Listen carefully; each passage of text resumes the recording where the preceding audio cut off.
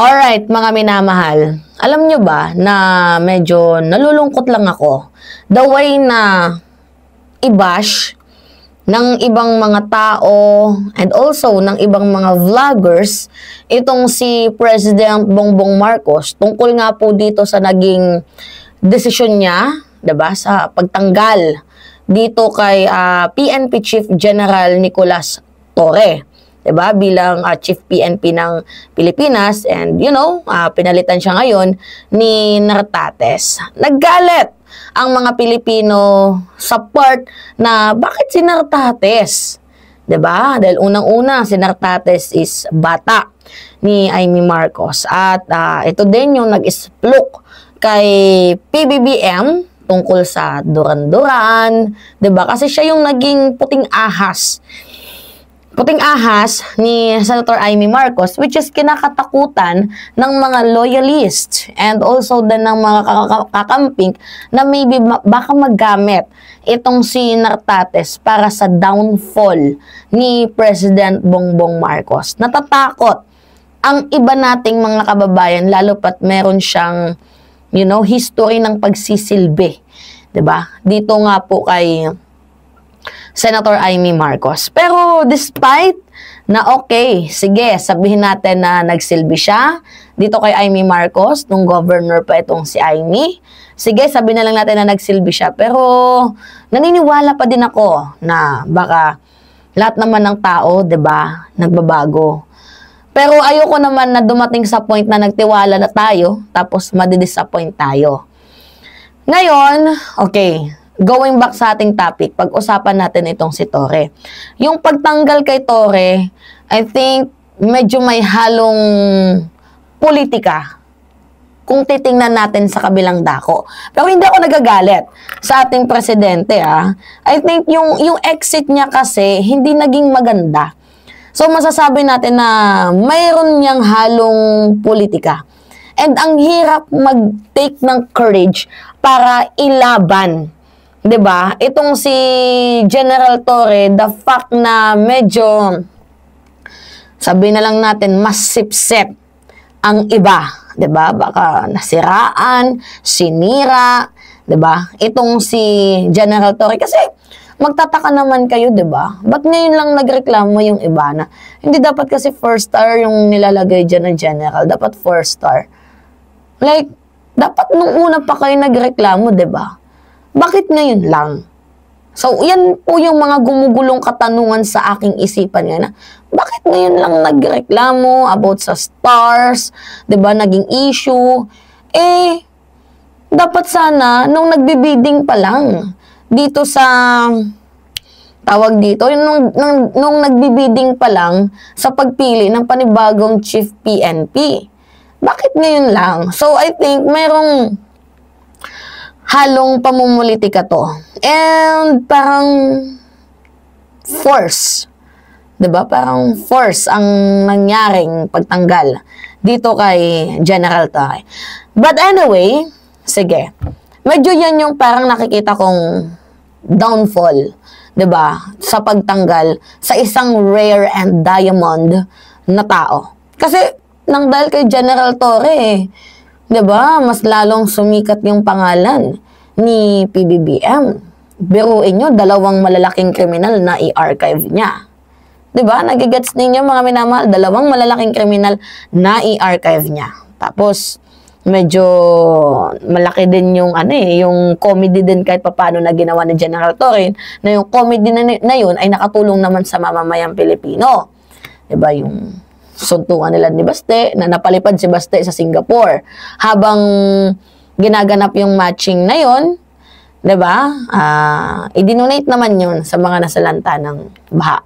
Now, mga minamahal, ito lang yung aking napansin. Hindi din natin dapat sisihin si PBBM kasi based sa mga experience ni President Bongbong Marcos, 'di ba? I think na he knows, 'di ba, kung saan dapat ilagay si Torre. Lalo pat may napapabalitaan tayo na maybe ilalagay siya sa DILG. ilalagay sa NBI. Sa NBI kasi medyo may malabo sa cross appointment na yan. Siyempre, di ba, kailangan lawyer yung nasa NBI. Pero, mayroon din tayong naririnig na baka kukuning cabinet secretary or CABSEC. Itong si General Torre dito sa anti-corruption. Who knows, di ba? Kasi itong si General Torre, kung ako yung paglalarawan ninyo, magaling naman si General Torre. Di ba? And actually, fitted naman si General Torre na mailagay sa kahit anong cabinet position dito sa bansang Pilipinas. So, for example, DPWH. Okay naman, mga minamahal. Kasi in the first place, itong si General Torre, nakapagtapos naman. Sige nga, i-search nga muna natin kung ano yung ano ni General Torre natapos niya. Okay. Si General Torre, nag-valedictorian din pala sa Notre Dame of Marbella. At salutatorya naman sa Coronadal National Comprehensive High School. And naging isa din siyang DOST scholar na nag-electronics and communication engineering sa Mapua Institute of Technology bago pa siya nag-PNPA at sa PNPA. Si Torre ay graduated rank 4 out of 90 cadets. May master degree din itong si Torre. In fact, 3. Diba? MA in Public Administration mula sa Philippine Christian University. MA in Business Administration mula sa International Academy of Management, and MA in Educational Management mula sa Samar College. So, kung tatanungin tayo sa anti-corruption, pwede siyang ilagay bilang CABSEC? Probably yes. Sa DPWH, probably yes. Sa DILG, probably yes. So ngayon, here's a thing. Medyo nakakalungkot lang itong pagtanggal kay General Torre kasi napaka-passionate ni General Torre.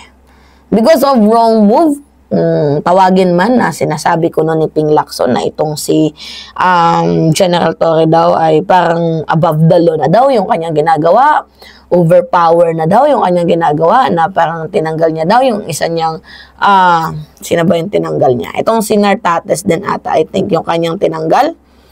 Diba? Si Melencio Nartates, tinanggal niya, ni-relieve niya, which is mali daw kasi kailangan niya ng approval ng ating presidente or kahit na sinong tawag dito, command ng nasa tawag dito, mga minamahal. Saan ba? Kailangan ng command ng Interior and Local Government or ng NAPOLCOM, diba?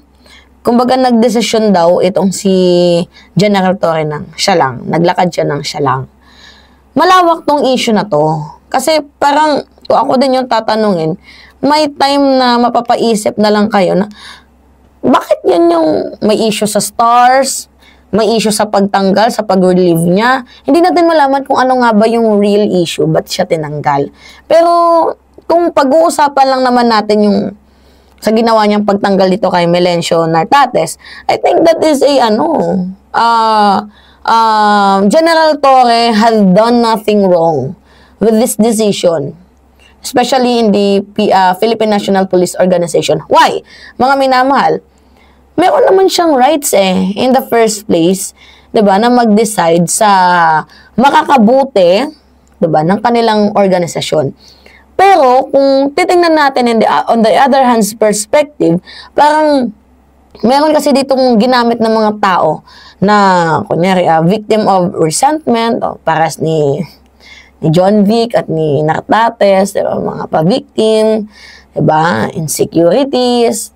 Insecurities are loud talaga sa loob ng gabinete, o, diba? We do not know lang kung ano talaga yung totoong reason. Pero we are hoping for the best na I hope we see General Torre as a appointee or cabinet secretary ng ating presidente. Right, mga minamahal? So, medyo nakakasad lang. Pero hindi natin alam kung ano yung twist na mangyayari by next day Diba? Next week or next month. Kasi napaka-rare ni General Torre and no one can replace that. Lalo na yung ginawa niyang mga achievement. So probably, meron lang atang inaayos ang ating presidente para hindi magkaroon ng kaguluhan, diba, sa loob ng PNP. Kung kaya parang, I think, na-let go si General Torre, pero sa pag-let go niya, mas i-appoint pa ata to sa mas better na position. Alright, mga minamahal. Anyway, it's me again, Alicia nyo. Nagbabalik muli para sa ating panibagong video.